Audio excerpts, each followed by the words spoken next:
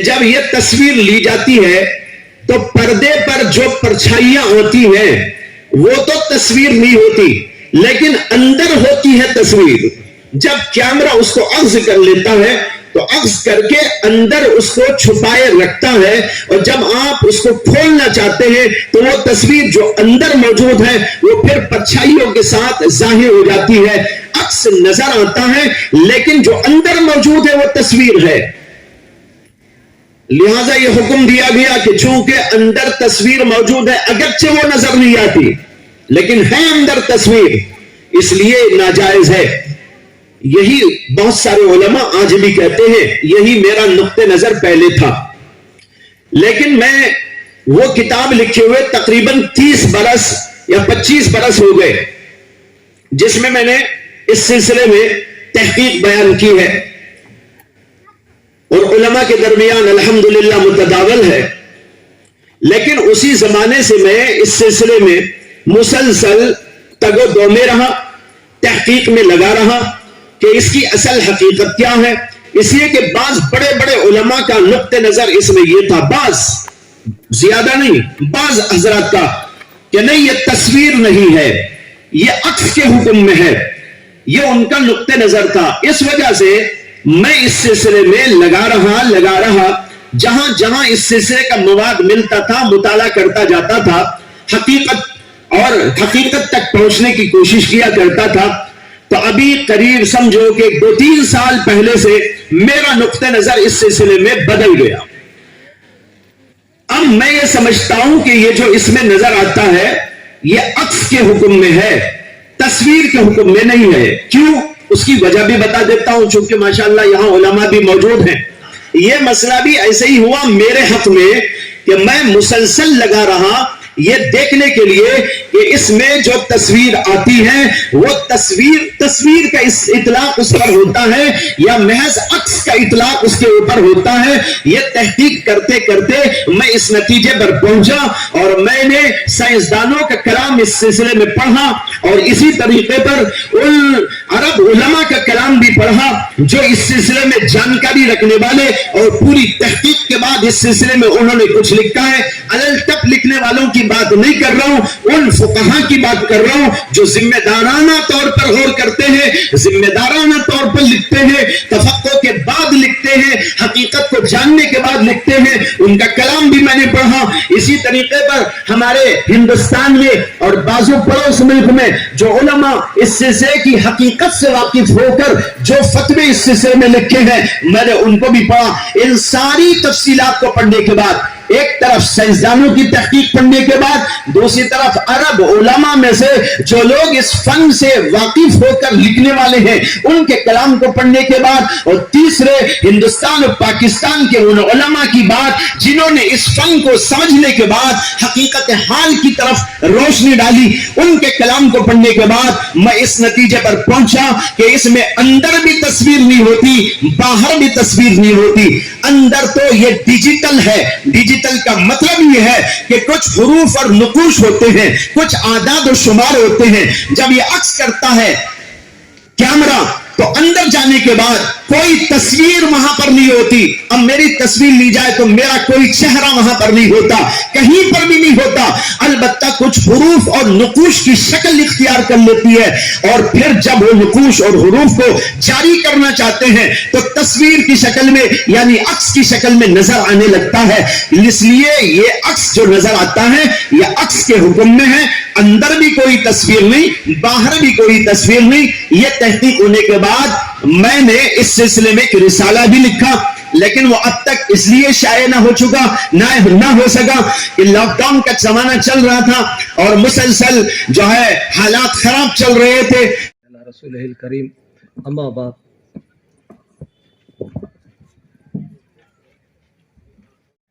کچھ کہنا مناسب نہیں سمجھتا، لیکن جو ہے اس وقت ہمارے مدارس میں جو ہے صرف نام سے جو ہے بنگلور میں بڑے بڑے مدارس ہیں جہاں تک قرآن پاک اس تجوید کے ساتھ پڑھ سکتا ہے.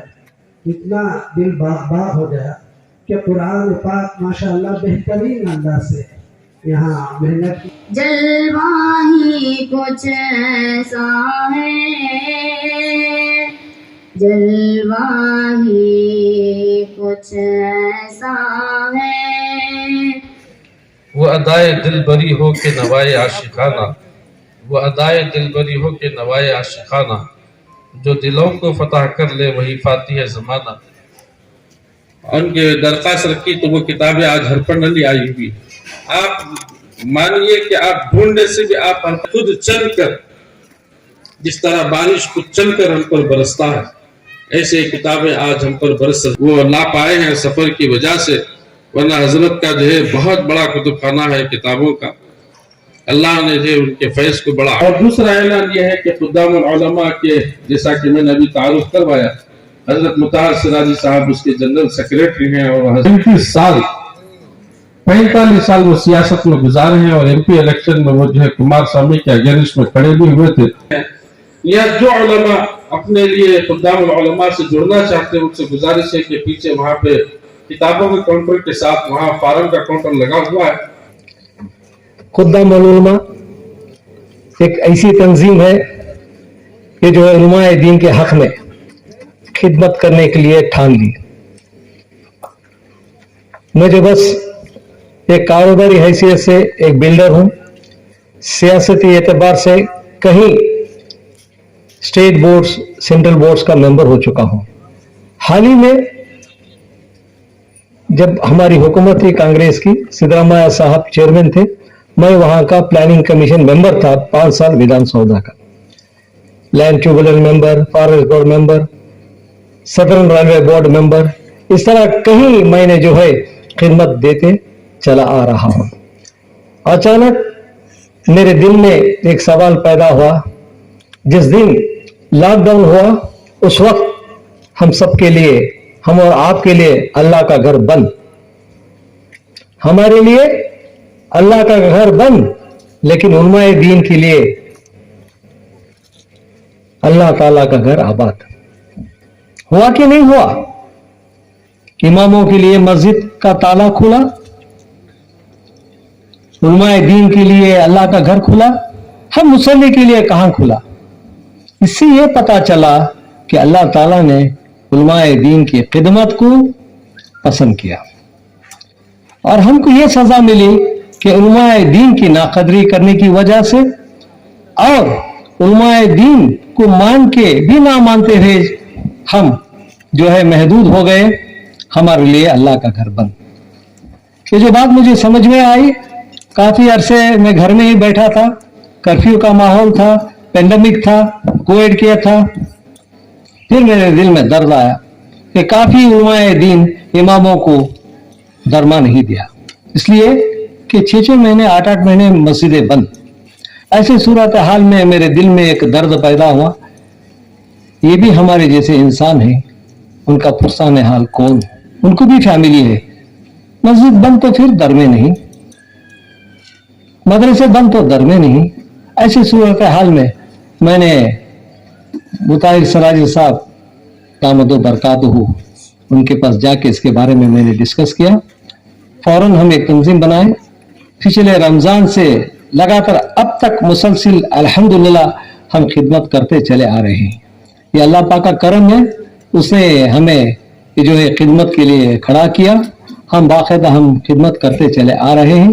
اب دیکھو آپ کم از کم 350 کلومیٹر بنگلور اور ہرپن ہلی، میں ہرپن ہلی کو آ چکا ہوں پہلے، یہاں پر میرے ایک ریلیٹیو تحصیلدار تھے کافی عرص تک، تو میں ان دنوں میں آنا جانا تھا میرا، اس وقت ماحول بڑا کیا تھا، یہ جنگل جیسا نظر آتا تھا، 15-20 سال کی بات کہہ رہا ہوں۔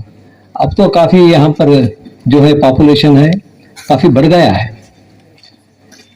سب سے پہلے جب یہاں پر میں مدرسے کے حدود میں آیا، کچھ چیزیں دیکھا، یہ تو ایک اللہ کا گھر ہے، اور دوسرا جو ہے مہمان رسول مدرسہ ہے۔ ایسی صورتحال میں نے کچھ اور فرمایا، لیکن مجھے ایک افسوس ہے، میں نے عالم دین کو، علماء دین کو دل و جان سے چاہتا ہوں، ان کی بہت قدر کرتا ہوں۔ بڑے افسوس سے کہنا ہے کہ میں نے پہلی بار ایک عالم دین کو غصہ ہوتے ہوئے، بھاور ہوتے ہوئے، غصے کے حالات میں کچھ بات نہ بولتے ہوئے بھی بول کے پھر معافی مانگنا، یہ میرے لیے شرمندگی ہو گئی۔ तय कर दिया कि यहाँ सबसे पहले इस मदरसे को जो है कांपाउंड दिलाए। उलमाए दीन हमारा हौसला बढ़ाना चाहिए। हाँ? कहो कि उलमाए दीन हमारे इमाम हैं, हम मुसल्ली हैं। हम और आप मस्जिद बने तो इमाम हैं। हमको मोहब्बत से पेश आना चाहिए। इतने बड़ी शख्सियतें हम बैठे हैं, अल्लाह उनको सेहत और आफियत फरमाए। कभी मेरी जुबान लर्जाती है, कभी उनसे आंख में आंख नहीं मिलाता। मैं वो लेवल से पला बड़ा हूं, up to prime minister level में मैंने जो स्टेज शेयर किया हूं। मैं अगर हमारा सीएम भी आ गया ना, उससे आंख में आंख मिला के बात करने की मैं जरूरत कर सकता हूं, लेकिन मेरे मौलाना के सामने मैं आंख तो क्या, मैं बात करना भी मेरी जरूरत नहीं है। ऐसे आलिम दीन से दीन उजागर होता है, ऐसे जो है अकाबिरों से दीन फलता है, बढ़ता है। गुस्सा जो है उलमाए दीन वो खुद कहते हैं कि हराम है, और गुस्सा करना, खंजीर का नाम लेना उलमाए दीन के सामने वो रियली हराम है। मैं माफी चाहते हुए कहता हूं, ये पहली महफिल है, मैंने साल में कम से कम 200-300 जो है इस तरह की महफिल में आया हूं। क्या गलती है कैमरों की? जब एक इंसान घर से निकलता है, सर्वेल कैमरा जो है उन्हें घर से जाके वापस आए तक कई जगहों में, सड़कों में, सिग्नलों में उसका कैमरा जो है फोटो लिया जाता है। जब एयरपोर्ट में जाते हैं तो पूरा स्कैन हो जाता है हमारा जिस्म। और कहाँ है और कहाँ की बात कर रहे हैं? काश अगर एक जो बात जो कैमरा तस्वीर लेना हराम जो बोल रहे हैं, इसी तरह अगर हिजाब भी हराम अगर ना करने से बोलते तो ये नौबत नहीं आती थी। आज हमारे बेटियां सड़कों पे खड़ के आज अपनी जान की परवाह नहीं करते थे। ये बात काश पहले ही कहना था। हिजाब ना पहनना इस्लाम में मना है, हराम है। डर के भी हिजाब पहन लेते हमारे बेटियां घर में। तस्वीरें लेना हराम है बोल दे तो हमें कहां जाए फिर? इस चीज को हम किसको बताएं? हरफ नली में ऐसा मुकाम है, ऐसा माहौल है, ऐसे लोग हैं ना, ऐसे मदरसे को आगाज कर रहे हैं, मगर ऐसे मदरसे में कहीं हाफिज कुरान बन रहे हैं। हम जाके तो कहना है अपने साथियों से, हम और आपकी मदद से, हम और आपकी मेहनत से ये मदरसा फलता है, फूलता है ना? इसलिए मैं काफी डल हो गया है, परेशान हो गया। मैं माजरत के साथ कहता हूं, अल्लाह उनको हिदायत दे। हम उलमाए दीन की बहुत कदर करते हैं, उन्हीं से हमारी जो है सिफारिश होती है। बच्चा पैदा होने से लेके मरने तक हम उलमाए दीन का साथ लेते हैं। हम उलमाए दीन को कभी आखिरी दम तक नहीं छोड़ते। बाहर कैफ मेरी नाराजगी तो जाहिर कर दिया। हमारे काबिल शख्सियत आलिम दीन यहाँ बैठे हैं, अगर कुछ हमारे बातों में कुछ गलत हो तो उसको माफ करें और उसको सुधारें। और मैं आज मेरी खुशी जाहिर करता हूँ, यहाँ जो बच्चे बैठे हैं, बच्चों के माँ बाप बैठे हैं, काफी लोग तादाद में बैठे हैं। अल्हम्दुलिल्लाह इस तादाद को और बढ़ाए और बच्चों की तालीम को और बढ़ाए। अल्हम्दुलिल्लाह खुद्दाम उलमा की जानिब से हम कंबर कस के खड़ेंगे। बजाय दूर है लेकिन नजर से, ख्याल से, निगाह से दूर नहीं। और मौलाना हमारे ट्रस्ट के, उन्होंने भी एक ट्रस्टी हैं, उन्होंने जॉइंट सेक्रेटरी हैं, वो हमें उठे बैठे मिलते हैं। इस मदरसे की आज से हमारा जो है एक दर्द, इस मदरसे को जो है ताउन करना आज से शुरू हो जाता है। सबसे पहले आप लोगों के सामने इंशाअल्लाह मैं नियत करता हूं कि यहाँ सबसे पहले कांपाउंड के घेराव करें, क्योंकि वो खंजीर करने की चीज आज जुबान में आ गई, वो दाखिला नहीं होना। उसके बाद मैं खिदमत करूंगा आप लोगों के। बस आप लोगों को क्या है कि आप जो है दुआ करें खुद्दाम उलमा के लिए, और आप भी मेरे जैसे जो एक मुसल्ली बन के उलमाए दीन की खिदमत करें। इस मदारिस को जो है चार चांद लगाए। मेरी बात को खत्म करते हुए माशाअल्लाह हाजी साहब ने तकरीबन बहुत बड़ा खर्च मदरसे का अपने सर ले लिया। तकरीबन 5-6 लाख रुपए में शायद कंपाउंड बनेगा। अल्लाह रब्बुल जलाल से दुआ, अल्लाह हाजी साहब के मालो दौलत में, उम्र में, सब में बरकत अता फरमाए। अब मैं हमारे जो हजरत सरपरस्त आला हैं, हजरत अब्दुल मुफ्ती शेखुल्लाह खान साहब दामद बरकातहू, उनके दस्ते मुबारक से हमारे जो बच्चे हाफिज कुरान बने हुए हैं, ये हरपन अली की तारीख में पहली मरतबा हुआ कि हमारे इस शहर से बच्चे हाफिज कुरान की डिग्रियां ले रहे हैं। अब ये हरपन अली मुल्क के उन शहरों में शामिल हो चुका है जहां पे हाफिज कुरान बनते हैं। ऐसे गिने चुने पूरे मुल्क में जो है तकरीबन 31 सूबे हैं, 550 से ज्यादा जिले हैं। उनमें चंदी जिलों को, चंदी सूबों को ये फजीलत हासिल है اس میں ہمارا یہ شہر بھی داخل ہو چکا ہے. میں حافظ مزمل بن شمس الدین سے گزارش کرتا ہوں کہ وہ آئے حضرت والا کے سامنے اپنے سر پر دستار فضیلت کو رکھیں اور اسی طریقے سے قرآن شریف بھی حضرت والا کے ہاتھ سے وصول کریں. حافظ مزمل.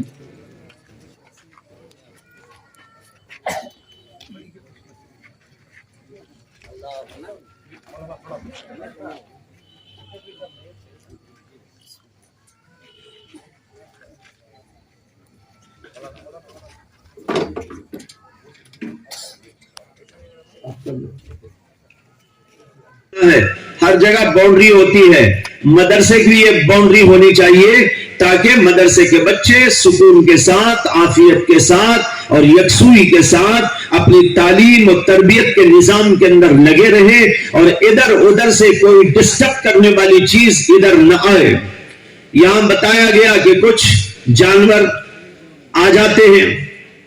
یہ جانور تو خیر اللہ کی مخلوق ہے اور اللہ نے ان کو پیدا کیا ہے، لیکن جب وہ ادھر آئیں گے تو اس کی وجہ سے ڈسٹربنس پیدا ہوگا، خلل واقع ہوگا، اس لیے باؤنڈری لگا دی جائے گی. اسی طریقے پر مختلف خطرات ہیں، یہ صرف ایک بات نہیں ہے، مختلف خطرات ہو سکتے ہیں، اس کے لیے باؤنڈری بہت ضروری. جناب حفیظ اللہ صاحب نے اس سلسلے میں پہل فرماتے ہوئے اپنے ذمے اس کو لیا. میں ان کو بھی مبارکباد دیتا ہوں. ماشاءاللہ یہ بہت جگہ خدمات انجام دے رہے ہیں، بالخصوص مدارس اسلامیہ کی اور حضرات علماء کرام کی، اور اسی طرح اور دینی اور ملی بہت ساری خدمات کے سلسلے میں ان کے خدمات آشکارا ہیں. اللہ ان کو مزید کی توفیق عطا فرمائے اور جو کچھ یہ کرتے جا رہے ہیں اللہ اس کو قبول بھی فرمائے. میں آگے بڑھنے سے پہلے ذرا ایک مسئلے کے اوپر گفتگو کر دوں. ابھی جناب حفیظ اللہ صاحب نے اپنے کچھ تاثرات بیان کرتے ہوئے ایک مسئلے سے متعلق بھی اپنی رائے کا اظہار کیا، اور یہ اظہار ایک بہت بڑے عالم فاضل جناب حضرت مولانا ریاض احمد صاحب قاسمی دامت برکاتہم کی ایک بات پر انہوں نے تبصرہ کرتے ہوئے کیا. مسئلہ کیا ہے؟ مسئلہ یہ ہے کہ یہ ویڈیوگرافی اور ڈیجیٹل تصویر جس کو کہا جاتا ہے، اس کا شرعی حکم کیا ہے؟ ایک مسئلہ ہے جو علماء کے درمیان میں زیر بحث ہے، اور اب سے نہیں بہت سالوں سے زیر بحث ہے. اس پر میری تحریرات بھی موجود ہیں، میں نے مضامین بھی اس کے اوپر لکھے ہیں. یہ جو مسئلہ ہے یہ مسئلہ علماء کے درمیان میں زیر بحث مسئلہ ہے، اور اس مسئلے میں علماء کی رائیوں میں اختلاف ہے. بعض علماء اس بات کے قائل ہیں کہ ڈیجیٹل تصویر جو آتی ہے یہ دراصل ایک عکس کی طرح ہے، یعنی وہ تصویر نہیں ہے بلکہ ایک عکس ہے. کچھ علماء کی یہ رائے ہے. بہت سارے علماء کی رائے اس کے خلاف یہ ہے کہ ڈیجیٹل تصویر بھی دراصل تصویر ہی ہے، یعنی جیسے آپ دوسری تصویریں لیتے ہیں اسی طرح یہ بھی تصویر ہی کے حکم میں ہے. جیسے کسی کارڈ پہ لے لیا جائے یا کسی کپڑے پہ لے لیا جائے یا اسی طریقے پر کسی کاغذ پہ لے لیا جائے، تو جیسے وہ تصویر ناجائز ہے اسی طریقے پر یہ ڈیجیٹل تصویر جو ویڈیو کی شکل میں ہوتی ہے یہ بھی دراصل ناجائز ہے. لیکن جیسے کہ میں نے کہا کہ مسئلے میں اختلاف ہے. بہت زیادہ علماء اس طرف ہیں. دارالعلوم دیوبند کا فتویٰ یہی ہے، مظاہر العلوم کا فتویٰ یہی ہے، اسی طرح اور بہت سارے اداروں کا فتویٰ یہی ہے، بہت سارے مفتیان کرام کا فتویٰ یہی ہے کہ ڈیجیٹل تصویر بھی ناجائز ہی ہے. اس لیے اکثر علماء اسی کو اس وقت مانتے ہیں. حضرت مولانا ریاض احمد صاحب زیدہ مجدہم نے جو یہاں پر اپنا اظہار کیا وہ اسی بنیاد پر ہے کہ اکثر علماء اسی طرف ہیں، اور ہمارے ہندوستان کے بڑے بڑے ادارے بھی یہی کہتے ہیں، یہی فتویٰ دیتے ہیں کہ یہ تصویر ہے، یہ عکس کے حکم میں نہیں ہے، تصویر کے حکم میں ہے، اور تصویر ہونے کی وجہ سے ناجائز ہے۔ یہی حضرت مولانا فرما رہے تھے آپ کے سامنے، اور ان لوگوں کو ڈانٹ رہے تھے جو تصویر لینے کی کوشش کر رہے تھے، اس لیے کہ وہ اسی کے قائل ہیں۔ اب یہاں پر ایک بات یہ سمجھ لیں کہ بعض وقت بعض مسائل میں اختلاف ہوتا ہے، یہ مسئلہ بھی اختلافی ہے۔ اس میں مولانا کا جو نقطہ نظر تھا انہوں نے اس کو بیان فرمایا اور لوگوں کے سامنے اس کو رکھا، اور انہوں نے چونکہ اسے ناجائز سمجھا جیسے کہ جمہور علماء سمجھتے ہیں اور بڑے بڑے ادارے سمجھتے ہیں اور یہی فتویٰ دیتے ہیں، تو اسی فتوے کے مطابق انہوں نے یہ بات یہاں پر ظاہر کی کہ بھائی اس کو ختم کرنا چاہیے، یہ کیا چیز ہے، اور اس پر غصے کا اظہار بھی کیا۔ ایسے موقع پر غصے کا اظہار بھی جائز ہے، بلکہ بعض جگہ مستحب بھی ہے، بعض جگہ واجب بھی ہو جاتا ہے۔ دینی مسائل کے سلسلے میں اگر کوئی آدمی کبھی غصے سے کہہ دے کوئی حرج کی بات نہیں ہے۔ حدیث کے اندر آتا ہے کہ نبی اکرم صلی اللہ علیہ وسلم ایک بار مسجد تشریف لائے، مسجد میں آپ نے دیوار کے اوپر دیکھا، قبلے کی دیوار پر، کہ کسی آدمی نے تھوک دیا ہے۔ مسجد کے اندر تھوک اللہ کے نبی علیہ السلام کو بڑا ناگوار گزرا۔ مسجد ہے، محترم جگہ ہے، مقدس جگہ ہے، اللہ کا گھر ہے، وہ تھوکنے کے لیے نہیں ہے، وہ گندگی ڈالنے کے لیے نہیں ہے۔ اللہ کے نبی علیہ السلام نے جب اس کو دیکھا آپ کو بہت غصہ آیا، بہت غصہ آیا۔ حضرات صحابہ کہتے ہیں کہ غصے کے عالم میں اللہ کے نبی علیہ السلام ڈانٹتے ہوئے کہہ رہے تھے کہ کس نے کیا ہے، اور خود آپ تشریف لے گئے، اور جانے کے بعد جہاں پر وہ تھوک یا کچھ لگا ہوا تھا اس کو آپ نے کھرچ دیا اور نکال ڈالا، اور پھر یہ فرمایا یہ اللہ کے گھر ہے جو کسی ایسی ویسی چیز کے متحمل نہیں ہے۔ اب دیکھو اللہ کے نبی علیہ السلام نے غصہ کیا کہ نہیں کیا؟ یہ غصہ نفس کے لیے نہیں ہوا کرتا، یہ غصہ اللہ کے لیے ہوتا ہے۔ غصہ اپنے نفس کے لیے کرے حرام ہے، ناجائز ہے۔ مثلا ایک آدمی نے کسی کو کچھ کہہ دیا، اس پر غصہ ہو رہا ہے، برا بھلا کہہ رہا ہے، غصے کا اظہار کر رہا ہے۔ اسلام کے اندر بے موقع غصہ کرنا ناجائز ہے، اور یہ غصہ بہت بری بلا ہے، نہیں ہونی چاہیے۔ لیکن دین کی خاطر، اللہ کی خاطر، اللہ کے دین کی خاطر اگر کوئی غصہ کرتا ہے، یہ غصہ حرام نہیں، جیسے کہ میں نے کہا بعض وقت مستحب ہوتا ہے، بعض وقت یہ واجب بھی ہو جاتا ہے، ضروری بھی ہو جاتا ہے۔ اگر کوئی آدمی سمجھتا ہے کہ چیز ناجائز ہے اور اس کو روکنے کے لیے وہ اپنے غصے کا اظہار کرتا ہے اور کہتا ہے کہ اٹھاؤ اس کو، لے جاؤ اس کو، یہ کیا بدبختی کا کام کر رہے ہو، غلط کام کر رہے ہو، اس طرح کہنے میں کوئی مذائقہ نہیں ہوتا، کیونکہ یہ اللہ کے لیے غصہ ہے۔ جناب حفیظ اللہ صاحب اپنی تقریر میں فرماتے غصہ حرام، علماء خود کہتے ہیں بے شک غصہ حرام ہے اپنے نفس کے لیے، لیکن اللہ کے دین کے لیے غصہ کرے یہ جائز ہے۔ میں نے ابھی حدیث آپ کو سنائی، ایسی بہت ساری احادیث موجود ہیں جس میں اللہ کے نبی علیہ السلام کے غصے کا ذکر آتا ہے۔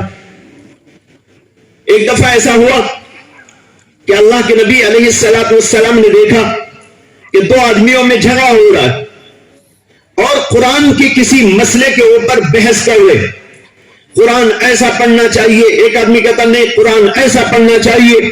اللہ کے نبی علیہ السلام نے غصہ کیا، اور وہاں پر حدیث کے اندر لفظ آتا ہے کہ اللہ کے نبی علیہ السلام کا چہرہ غصے کی وجہ سے بالکل سرخ ہو گیا، یعنی لال ہو گیا۔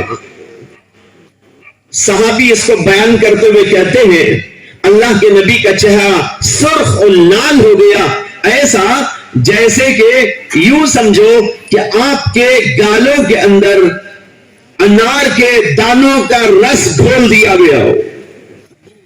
عجیب تعبیر کی حضرات صحابہ نے۔ حضور اقدس صلی اللہ علیہ وسلم بہت حسین تھے، بہت جمیل تھے. آپ کی خوبصورتی تو ایسی خوبصورتی کہ اللہ نے دنیا میں کسی کو نہیں دی. آپ جب یوں ہی نارمل ہوتے تھے تب بھی حسین و خوبصورت ہوتے تھے, اور جب آپ کو غصہ آ جاتا تھا اور آپ کے چہرے انور پر لال لال ڈوریاں آ جاتی تھی تو وہ بھی بڑی خوبصورت معلوم ہوتی تھی. اسی کو پیش نظر رکھتے ہوئے ایک صحابی کہتے ہیں ایسا لگ رہا تھا گویا کہ اللہ کے نبی علیہ السلام کے گالوں کے اندر انار کے دانوں کا رس گھول دیا گیا ہو. یہ تھے اللہ کے نبی علیہ السلام. اب میں بتانا چاہ رہا ہوں غصہ ہوئے نہ ہوئے غصہ, لیکن یہ اپنے نفس کے لیے غصہ نہیں تھا, یہ دین کے لیے غصہ تھا. اس لیے حضرت مولانا ریاض احمد صاحب زید مجدوہم نے جو انہوں نے سمجھا اور ان کے نزدیک جو راجے تھا, ان کے نزدیک جو مفتہ بھی قول تھا, اس کے مطابق انہوں نے جس کو ناجائز سمجھا اس پر اظہار ناراضگی کیا اور غصے کا اظہار کیا. تو بھائی یہ ان کا بالکل حق ہے, ہمیں ان کی قدر کرنی چاہیے, اور ایسے علماء کی ضرورت ہے کہ بر وقت وہ جو چیز صحیح ہوتی ہے, ظاہر ہوتی ہے, اس کو بیان کر دیا کرے. ایسا ہونا چاہیے. ایسا نہیں کہ بھائی لیکن لپٹی بات ہو جائے, یہ بات اچھی نہیں ہوا کرتی. تو مولانا نے جو سمجھا اس کو انہوں نے بیان کیا. میں ان کی قدر کرتا ہوں, بڑی عزت کرتا ہوں, اور ان کو مبارکباد دیتا ہوں کہ انہوں نے جو چیز سمجھا, جس چیز کو انہوں نے حق سمجھا, اس کا برملا اظہار کیا اور پوری جرت اور ہمت کے ساتھ میں اظہار کیا. یہ اللہ تبارک و تعالیٰ کی ایک دین ہے کسی بندے کے حق میں کہ اس کو جرت حق اللہ عطا فرما دے. اب رہا ایک اور مسئلہ کہ بھائی اس میں دوسرے علماء کا نقطہ نظر کچھ اور ہے. ایک طویل زمانے سے میں بھی اسی نقطہ نظر کا حامل تھا, سمجھتا تھا, میں نے کتابیں بھی لکھی ہیں, علماء حضرات جانتے ہیں. میں نے ان کے اندر یہی بات بیان کی ہے جو جمہور کے قول کے مطابق ہے کہ ڈیجیٹل تصویر بھی تصویر ہی کے حکم میں ہے. کیوں؟ یہ اس لیے لکھا گیا کہ ہمیں جو تحقیق ہوا اس دور میں وہ یہ تھا کہ جب یہ تصویر لی جاتی ہے تو پردے پر جو پرچھائیاں ہوتی ہیں وہ تو تصویر نہیں ہوتی, لیکن اندر ہوتی ہے تصویر. جب کیمرہ اس کو اخذ کر لیتا ہے تو اخذ کر کے اندر اس کو چھپائے رکھتا ہے, اور جب آپ اس کو کھولنا چاہتے ہیں تو وہ تصویر جو اندر موجود ہے وہ پھر پرچھائیوں کے ساتھ ظاہر ہو جاتی ہے, عکس نظر آتا ہے, لیکن جو اندر موجود ہے وہ تصویر ہے. لہذا یہ حکم دیا گیا کہ چونکہ اندر تصویر موجود ہے, اگرچہ وہ نظر نہیں آتی لیکن ہے اندر تصویر, اس لیے ناجائز ہے. یہی بہت سارے علماء آج بھی کہتے ہیں, یہی میرا نقطہ نظر پہلے تھا. لیکن میں وہ کتاب لکھے ہوئے تقریباً 30 برس یا 25 برس ہو گئے جس میں نے اس سلسلے میں تحقیق بیان کی ہے, اور علماء کے درمیان الحمدللہ متداول ہے. لیکن اسی زمانے سے میں اس سلسلے میں مسلسل تگ و دو میں رہا, تحقیق میں لگا رہا کہ اس کی اصل حقیقت کیا ہے. اس لیے کہ بعض بڑے بڑے علماء کا نقطہ نظر اس میں یہ تھا, بعض زیادہ نہیں, بعض حضرات کا, کہ نہیں یہ تصویر نہیں ہے, یہ عکس کے حکم میں ہے. یہ ان کا نقطہ نظر تھا. اس وجہ سے میں اس سلسلے میں لگا رہا, جہاں جہاں اس سلسلے کا مواد ملتا تھا مطالعہ کرتا جاتا تھا, حقیقت تک پہنچنے کی کوشش کیا کرتا تھا. تو ابھی قریب سمجھو کہ 2-3 سال پہلے سے میرا نقطہ نظر اس سلسلے میں بدل گیا. اب میں یہ سمجھتا ہوں کہ یہ جو اس میں نظر آتا ہے یہ عکس کے حکم میں ہے, تصویر کے حکم میں نہیں ہے. کیوں؟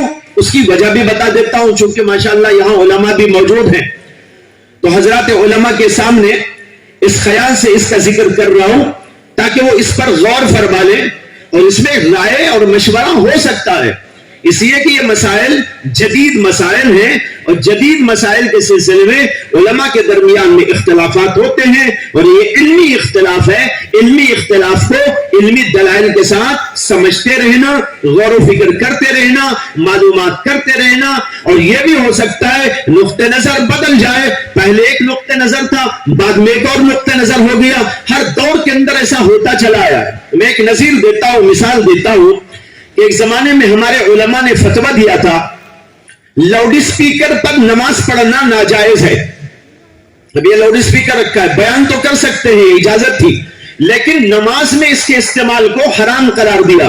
کیوں حرام قرار دینے کی وجہ یہ سمجھی گئی تھی کہ اس سے جو آواز نکل کر باہر محسوس ہوتی ہے وہ بولنے والے کی اصل آواز نہیں ہوتی. بولنے والے کی آواز، جیسے میں بول رہا ہوں، یہ آواز نکلی، اس کے ڈیل پر آ کر ختم ہو گئی، اور ڈیل میں آنے کے بعد یہ آواز ایک بازگشت کی طرح عجیب جو ہے پیدا ہوئی، اور پیدا ہو کر وہ باہر پھیل رہی. علماء نے کہا، حضرت مولانا حکیم الامت اشرف علی تھانوی نور اللہ مرقدہ نے، حضرت شیخ الاسلام مولانا حسین احمد مدنی نور اللہ مرقدہ نے، ایسے بڑے بڑے اکابرین نے فتویٰ دیا اس زمانے میں. یہ فتویٰ آج بھی موجود ہے کتابوں کے اندر. اس میں فتویٰ دیا گیا تھا کہ اس آلے کے ذریعے سے نماز پڑھانا جائز نہیں. کیوں؟ اس لیے کہ یہ آواز ایک نئی آواز ہے. بولنے والے امام صاحب کی آواز یہاں آ کے ختم ہو گئی. اب جو آواز پیچھے لوگوں کو جا رہی ہے وہ آواز امام کی آواز نہیں ہے، وہ ایک نئی کریٹ ہو کے آئی ہے آواز. وہ آواز امام کی آواز نہیں ہے. اس آواز پر نقل و حرکت کرنے لگے پیچھے والے، یعنی مصلی لوگ. اللہ اکبر کی آواز کہیں سے آ رہی ہے، ان کو امام کی آواز نہیں آ رہی. امام کی آواز تو ختم ہو گئی یہاں آ کر. اب جو آواز بڑی ہو کر پیچھے پہنچ رہی ہے یہ آواز اصلی امام کی آواز نہیں ہے. جب اصلی امام کی آواز نہیں ہے تو اس آواز کے اوپر نقل و حرکت کرنا، رکوع کرنا، سجدہ کرنا، سجدے سے اٹھنا، سلام کرنا اور تکبیر بولنا، یہ سب کچھ جو ہو رہا ہے یہ ایک غیر آواز کے واسطے سے ہو رہا ہے. اس آواز پر نقل و حرکت کریں گے تو نماز فاسد ہو جائے گی اور ٹوٹ جائے گی نماز. یہ فتویٰ کنوں نے دیا، معمولی لوگوں نے نہیں دیا. اپنے زمانے کے حکیم الامت نے دیا، اپنے زمانے کے شیخ الاسلام نے دیا. ان لوگوں نے دیا جن کی زندگیاں پڑھنے پڑھانے میں، غور و فکر کرنے میں، تفقہ فی الدین میں، اسی کے سلسلے میں زندگی انہوں نے لگا دی تھی. ایسے علماء نے یہ فتویٰ دیا، یہ سمجھ کر فتویٰ دیا کہ یہ آواز جو بڑی ہو کر ادھر ادھر پھیلتی ہے یہ امام کی اصلی آواز نہیں ہے. یہ فتویٰ دیا، اس پر عمل ہوتا رہا. لیکن حضرت مولانا مفتی محمد شفیع صاحب نور اللہ مرقدہ نے حضرت تھانوی کے حکم پر اس سلسلے میں مزید غور و فکر کا سلسلہ جاری رکھا. انہوں نے بھی فتویٰ پہلے یہی دیا تھا کہ اس پر نماز پڑھنا ناجائز ہے، نماز اس پر پڑھیں گے تو نماز فاسد ہو جائے گی. لیکن مفتی صاحب نے بڑے بڑے سائنسی اداروں سے تحقیقات کی اور انہوں نے سوال کیا سائنسی اداروں سے کہ جب کوئی شخص لاؤڈ اسپیکر پر کچھ بولتا ہے تو جو آواز لوگوں تک پہنچتی ہے یہ بولنے والے کی اصلی آواز ہے یا بولنے والے کی نقلی آواز ہے؟ یہ اصلی آواز ہے یا آواز بازگشت ہے؟ اس کے بارے میں تحقیق طلب کی بڑے بڑے سائنسی اداروں سے. مفتی شفیع صاحب رحمت اللہ علیہ پہلے تو فتویٰ ناجائزی کا دیتے تھے، لیکن انہوں نے یہ تحقیق جاری رکھ کر جب ان کے سامنے سائنسدان لوگوں کی تحقیقات آئی اور واضح طور پر آئی کہ جو آواز اس میں سے نکلتی ہے وہ امام کی اصلی آواز ہے، بولنے والے کی اصلی آواز ہے، خطاب کرنے والے کی اصلی آواز ہے، یہ نقلی آواز نہیں ہے. تو انہوں نے پھر فتویٰ دیا اور تفصیلی طور پر وہ سارا مواد جمع کیا اور اسی کے روشنی میں فتویٰ دیا اور کہا کہ پہلے میں نے فتویٰ دیا تھا، میرے اکابر نے بھی فتویٰ دیا تھا، حکیم الامت تھانوی نے بھی فتویٰ دیا تھا، شیخ الاسلام مدنی نے بھی فتویٰ دیا تھا کہ ناجائز ہے اس پر نماز پڑھنا. لیکن اب میری رائے بدل گئی اس لیے کہ یہ تحقیق میرے سامنے آئی. چنانچہ ان کا رسالہ ملتا ہے لاؤڈ اسپیکر مکبر الصوت کے نام سے, اس کے اندر یہ پوری تفصیل موجود ہے. بھائیوں بتانا یہ ہے, نئے مسائل آتے ہیں, علماء کی ذمہ داری ہوتی ہے غور و فکر کرنا, دلائل کی روشنی میں, حقائق کی روشنی میں اس کی تہ تک پہنچنا. کبھی وہ ایسا ثابت ہوا, ایک مسئلہ بتایا گیا لیکن تحقیق نئی سامنے آ گئی, انہوں نے اپنے فتووں سے رجوع کر لیا. ایسا دنیا میں چلتا رہتا ہے, اس کے اندر کوئی بھی غلط بات نہیں ہے. آپ کہنے لگے بھائی پہلے حرام کا فتویٰ دے دیا, اس کے بعد حلال کا فتویٰ دے دیا.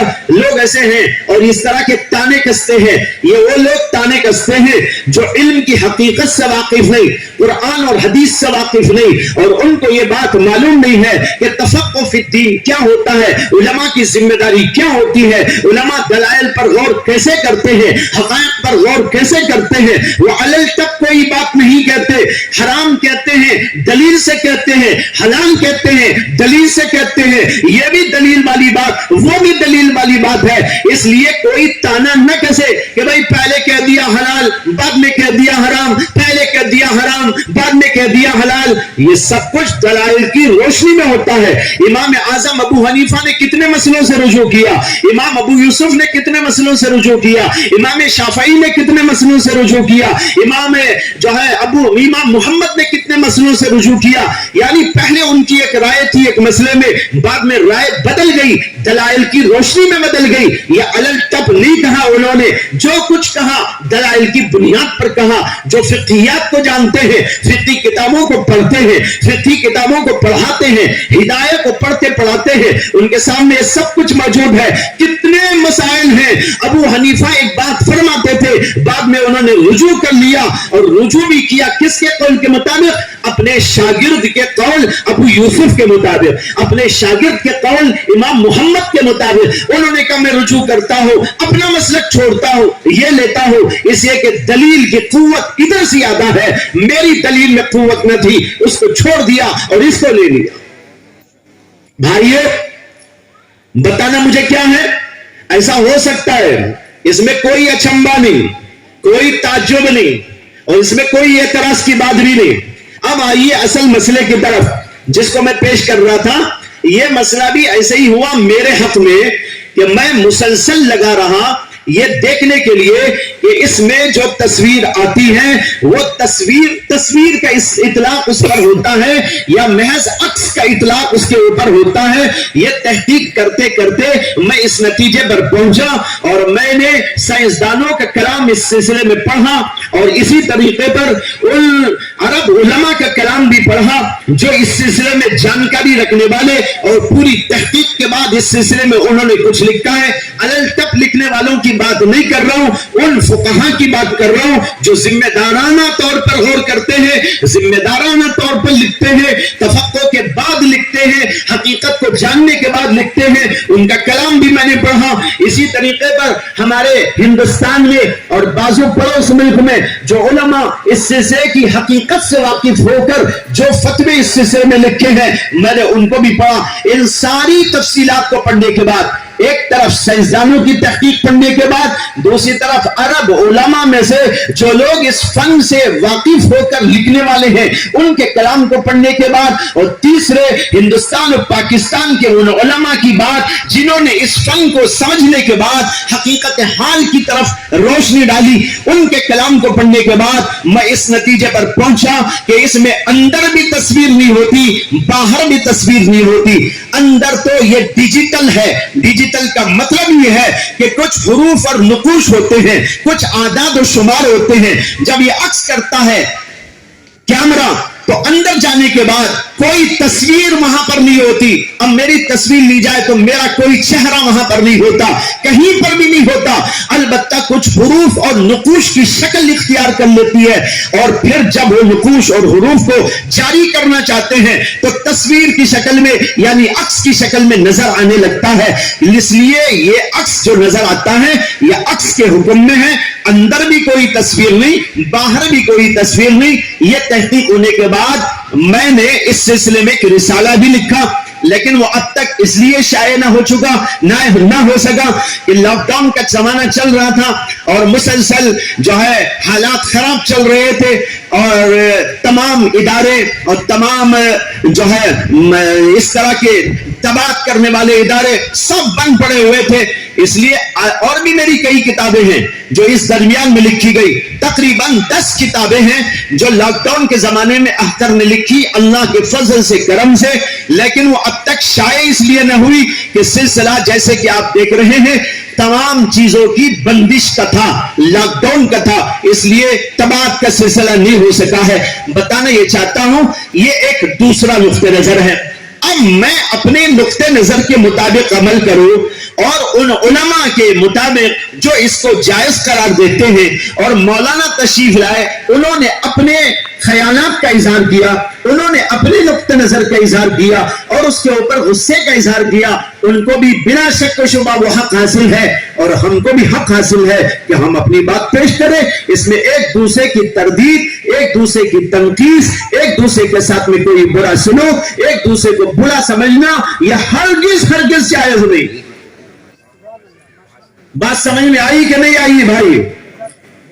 اس مسئلے پر اتنا تفصیلی کلام عوامی مجمع میں کبھی میں نے نہیں کیا تھا. علماء کے مجمع میں تو کئی جگہ ہو گیا, لیکن چونکہ اٹھ گیا مسئلہ, میں کیا کروں, میں تو نہیں چاہتا تھا کہ بولوں, لیکن عجیب اتفاق ہوا کہ جو ہے حضرت مولانا نے اپنی رائے کا اظہار کیا اور بالکل برحق کیا. بار بار کہتا ہوں برحق کیا, برحق کیا, برحق کیا. ان کا اس کو پورا حق تھا, پورا حق تھا, پورا حق تھا. مجھے اور کسی کو ان پر رد کرنے کا کوئی حق نہیں ہے, یہ اچھی طرح آپ سمجھ لیں. اور میں اپنا جو نقطہ نظر رکھتا ہوں وہ اپنا نقطہ نظر جو پہلے تھا وہ بھی بیان کر دیا, تحقیقات کیا سامنے آئی اس کو بھی میں نے بیان کر دیا, اور میں نے یہ بھی بتایا کہ میں نے کتاب لکھ دی ہے اور سارے حوالے اس کے اندر درج ہیں. الحمدللہ اس کتاب کے اندر ایک بات اور ہے, چونکہ علماء حضرات یہاں موجود ہیں اس لیے یہ عرض کرنے کی بھی جرات اس لیے کر رہا ہوں تاکہ علماء مجھے مشورہ دے سکے. میں نے اس کے اندر ایک اہم باب یہ قائم کیا ہے کہ عکس کا حکم کیا ہے شریعت میں. بہت سارے لوگ یہ سمجھتے ہیں کہ اگر یہ تصویر نہیں ہے عکس ہے تو جائز نہیں, جائز ہونے کے حدود ہیں. یہ کب جائز کب ناجائز اس کے جو حدود ہیں اس کے اوپر میں نے بہت تفصیلی کلام کیا ہے. شاید 50 صفحے سے زیادہ اس رسالے کے اندر اسی پر بحث ہے کہ کن کن حالات میں عکس سے فائدہ اٹھانا جائز اور کن حالات کے اندر عکس کا استعمال ناجائز. یہ ایک فقہی ضابطوں کے تحت, فقہی تحقیقات کے تحت میں پورے کا پورا باب لکھا گیا, بلکہ پوری ہی کتاب الحمدللہ فقہی تحقیقات سے لبریز ہے. یہ بتانا چاہتا ہوں یہ اپنے اپنے نقطے نظر کی بات ہے جس کو ہر آدمی اپنا حق سمجھ کر استعمال کرتا ہے, کر سکتا ہے, لیکن ایک دوسرے کی ایسی تردید نہ کرے جس سے تنقید ہو, توہین ہو یا ان کے جو ہے حق کو چھیننے کی بات آئے. یہ بات نامناسب ہے. لیکن جناب حفیظ اللہ صاحب نے اپنی رائے کا اظہار کیا, انہوں نے کہا کہ بھائی یہ ایسا نہیں ہونا چاہیے تھا. میں نے اسی لیے تھوڑی سی وضاحت جناب کے سامنے کرنا مناسب سمجھا تاکہ حدود کے اندر رہتے ہوئے ہم سب کچھ کریں, کہیں حدود سے پھلانگ نہ جائے. بات سمجھ میں آ گئی بھائی؟ کسی کو کچھ پوچھنا ہو تو پوچھ لو, چونکہ مسئلہ آ گیا, گھمبیر آ گیا, اس لیے میں نے پوری تفصیلی وضاحت کے ساتھ اس کو آپ کے سامنے پیش کر دیا.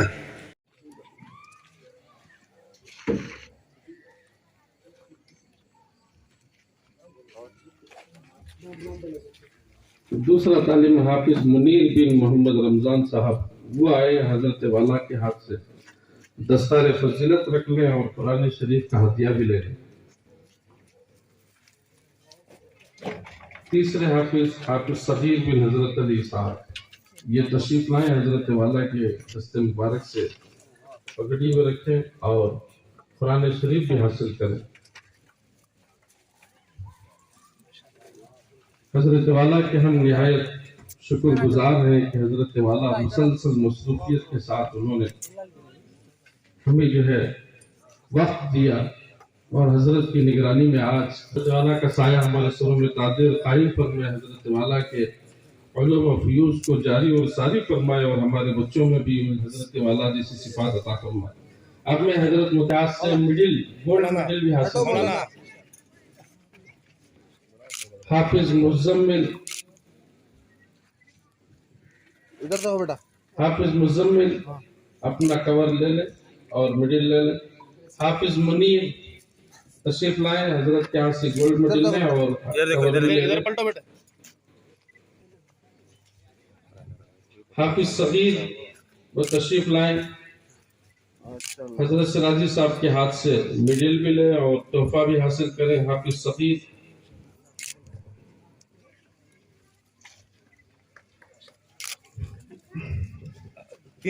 الحمدللہ ہم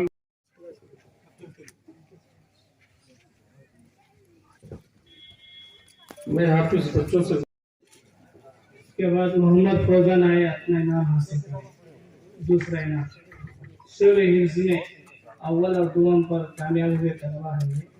اور اس کے بعد احمد علی آئے اپنا انعام حاصل کرے.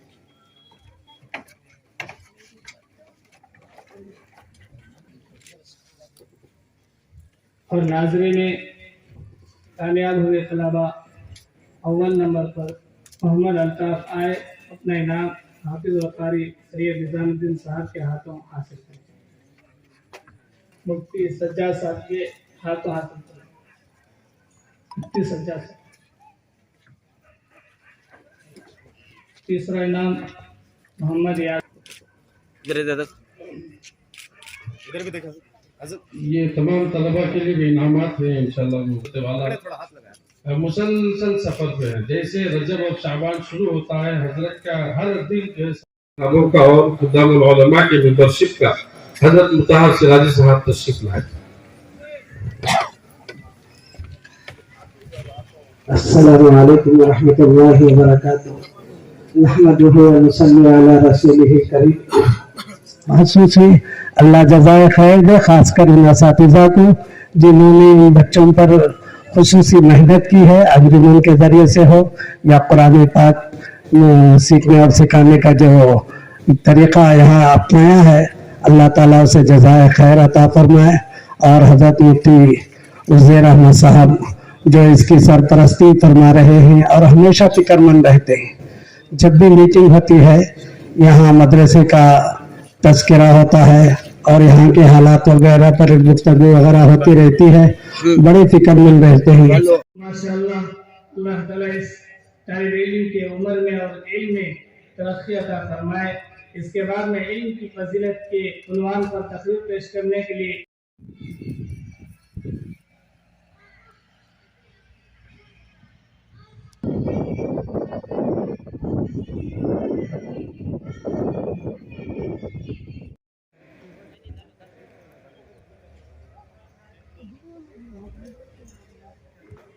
نبی کی بات نہ پوچھو، نقشہ ہی دیکھو گے تو ہو جاؤ گے. جلوہ ہی کچھ ایسا ہے، جلوہ ہی کچھ ایسا ہے. وہ جو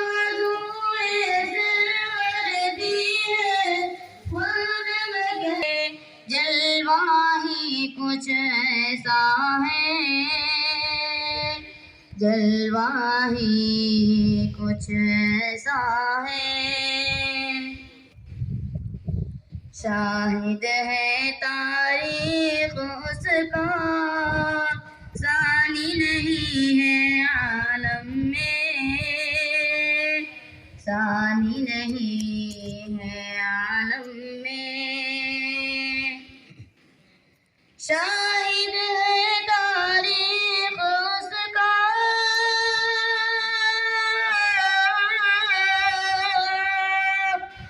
شاہد ہے تاریخ اس کا، ثانی نہیں ہے عالم میں، ثانی نہیں ہے عالم میں. میرے نبی محبوب خدا کا रुतबा ही कुछ ऐसा है, रुतबा ही कुछ ऐसा है। माशाअल्लाह, अल्लाह ताला इस तालिब इल्म के उम्र में और इल्म में तरक्की अता फरमाए। इसके बाद में इल्म की फजीलत के उन्वान पर तकरीर पेश करने के लिए उलमाए दीन आगे बढ़ते रहे।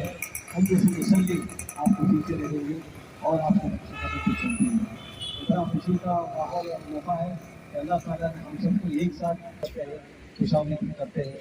हम सफर ये सब जुड़ के एक दिली इत्तेफाक से और अल्लाह का शुक्र करते हुए आगे बढ़ेंगे। अल्लाह ताला हमारे सफ़र को आसान फरमाए और कबूल फरमाए। وسلم ما تحب وترضى عدد ما تحب وترضى ربنا سب لوگوں کی خطاؤں کو معاف کرنا۔ اے اللہ ہمارے مقصد کو قبول کرنا۔ اے اللہ اے اللہ مقصد سفر کو مکمل فرما، ہمیں تمام حادثات سے محفوظ فرما۔ اے اللہ ہمارے اس سفر کے ذریعے سے اے اللہ جو ہمارے مقصد ہے اس میں مزید وسعت عطا فرما۔ اے اللہ عالم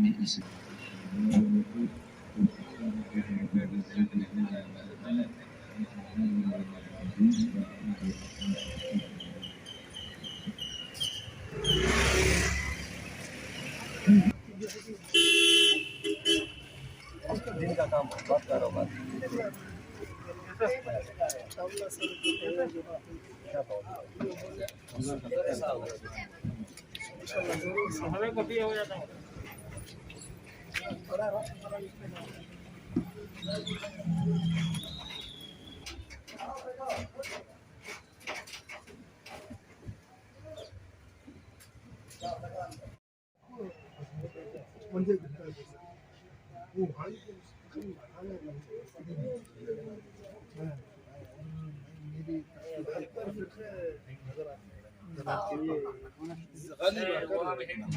बिस्मिल्लाहिर्रहमानिर्रहीम। हमारा ये प्रोग्राम जो अभी शुरू होने जा रहा है, इसमें कुछ आयत तिलावत की जाएगी। उसके बाद तमाम मुअज़्ज़ज़ उलमा 7 घंटे का ऐसा सफ़र है माशाअल्लाह। दरमियान में उठेंगे, 1-2 मकामात पर उठेंगे। आका जानो, आका को आका जानो, वरना हशर में रुसवा होंगे। खतरा ही कुछ ऐसा है, खतरा ही कुछ ऐसा है। और हमारी सी एक हकीर से दावत पर लब्बैक कहकर आप तमाम उलमा आए। खुसूसियत के साथ अब जो हजरतुल उस्ताद मौलाना मुसाब साहब का मैं मशकूर हूँ, और इसी तरह स्टेज पर बैठे हुए दीगर जो उलमा है मैं इनका भी मशकूर हूँ। फिर इसके बाद बेंगलुरु से मुस्तकिल जनाब हफीज साहब अपनी एक टीम के साथ और लगभग 25 अफराद के काफिले के साथ यहाँ पर पहुंचे और इस हमारे जलसे को रौनक बख्शे। मैं इनका भी मशकूर हूँ, इनके रुफका का भी मशकूर हूँ। और इसी तरह जितने भी मेहमान हमारे दरमियान आए, जलसे की निस्बत पर आए, सबके हम लोग मशकूर हैं। अल्लाह से दुआ करते हैं कि अल्लाह तबारक व तआला इस इदारे को दिन दुगनी रात चुगनी तरक्कियात से माला माल फरमाए। आप इस इदारे से अपनी मोहब्बतों को वाबस्ता रखें। आप इस इदारे के लिए जो दिलों से दुआएं करते रहे, हर एतबार से आप इस इदारे का ताउन करते रहे। मैं दुआ करता हूं कि अल्लाह तबारक व तआला हजरत वाला का साया हम पर तादेर कायम व दायम फरमाए। हजरत वाला की निगरानी में ये इदारा जामियतुल कुरान है, और इसी तरह का इदारा शहर दावनगिरा में जामियतुल खैर के नाम से एक दूसरा इदारा भी है जो हजरत वाला की सरपरस्ती में चल रहा है।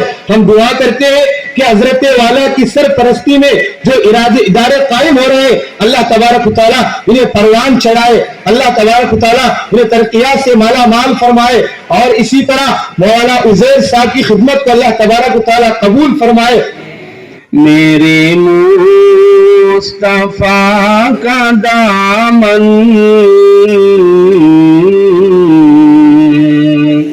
यही बोतेंदा का दामन।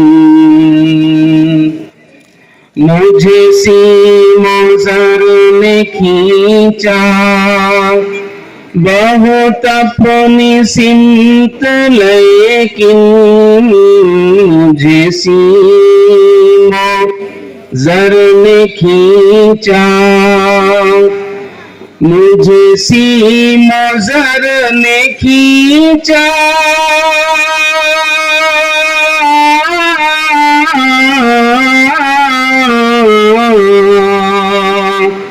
बहुत अपनी सिमत, लेकिन मेरे हाथ से न छूटा शहे अंबिया का दामन, मेरे हाथ से न छूटा शहे अंबिया का दामन, यही बोतेंदा का दामन। सारे हश्र जब खुलेगा मेरी गफलतों का दफ्तर, सारे हश्र जब खुलेगा, सारे हश्र जब खुलेगा,